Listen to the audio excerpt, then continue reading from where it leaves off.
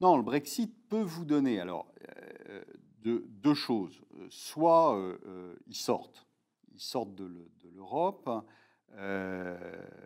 et alors contrairement à ce qu'on dit, il ne va pas se passer de catastrophe, hein. On ne va pas boucher le tunnel, les nouveaux-nés ne vont pas mourir, il n'y aura pas la peste en Angleterre, donc ça va bien se passer. On va continuer à faire du business avec les Anglais.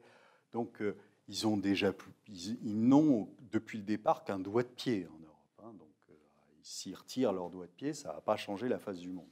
Donc il ne se passera rien. Ne croyez pas que ça va être la fin du monde pour les Anglais.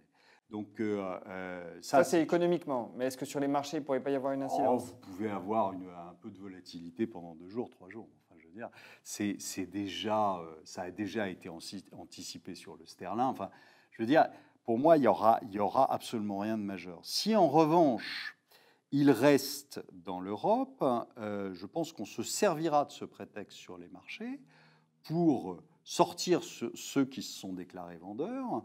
On aura une hausse très probable de 5-6%. Ça ira pas très loin, mais de 5-6% sur les marchés, ce qui fera un nouveau plus haut, notamment sur le Standard & Poor's, qui n'en a pourtant que cure, hein. C'est pas le sujet pour eux. Et derrière, vous aurez en revanche là toute la place pour jouer la récession américaine. Et dans ce cas-là, c'est -40, -50, hein.